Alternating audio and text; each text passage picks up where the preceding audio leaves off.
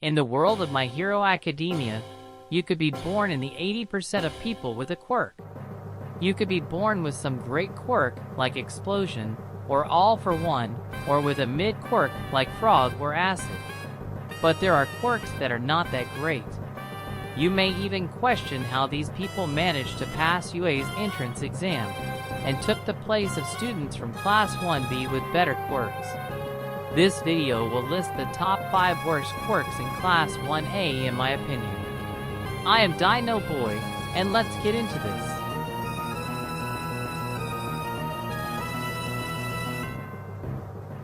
At number 5 we have Jiro's quirk called Earphone Jack.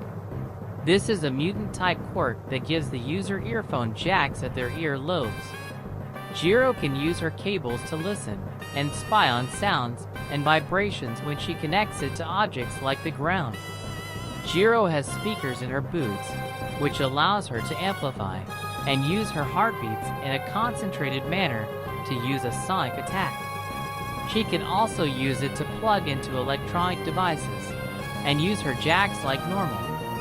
So why is this quirk at number 5? Well, Jiro's use of this quirk is good, but there is not much potential of this quirk.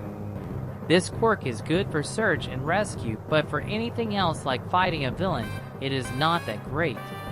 But compared to the rest of the quirks, it is much better.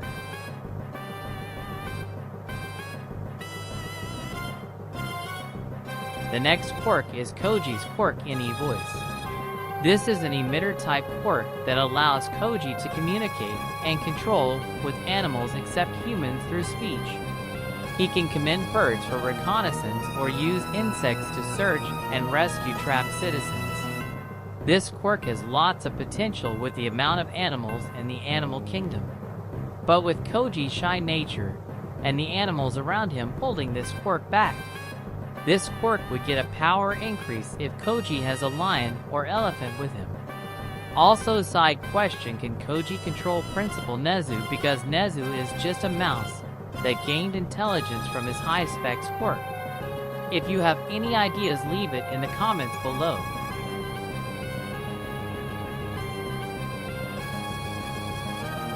Next is everyone's most hated pervert Minetta and his quirk Pop-Off. This is a mutant-type quirk which gives Minetta sticky purple balls for his hair. As he removes one, a new one grows. But as the more he removes, the less sticky the spheres become. The stickiness of the orbs are also affected by Minetta's health. If he also removes his spheres too quickly, then his head would begin to bleed. This quirk is good for capturing villains, but not much use in any other way. This quirk is disliked by many because they just dislike Minetta.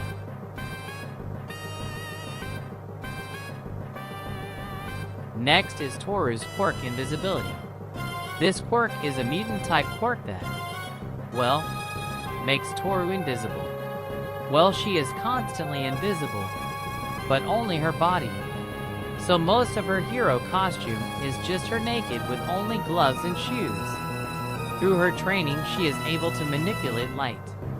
Though this quirk is great for stealth missions, there are some quirks that are able to detect her, like Shoji's dupli arms or Kanoko's mushroom. Also, how did she even pass the entrance exam? I mean, she could have just gone to Principal Nezu and convinced him that she was there, but they could not see her. Just a silly thought. And at number 1, the worst quirk in Class 1A belongs to Ojiro, known as Tail. This quirk is a mutant-type quirk that gives Ojiro a tail. Yep, that's it. It's just a tail, nothing more, nothing less. So you're saying he took the place of a person with mind control, ability to transform into a beast, and a person who can manipulate an entire kingdom of organisms for a guy who can do martial arts with an extra limb. You may not hear this because of my AI voice, but I kind of feel mad that the teachers have him in the elite Class 1A. Just why? Why? Anyways, I want to know your list for the worst quirks in Class 1A. And if you like this video, make sure to like and subscribe, and have a nice day.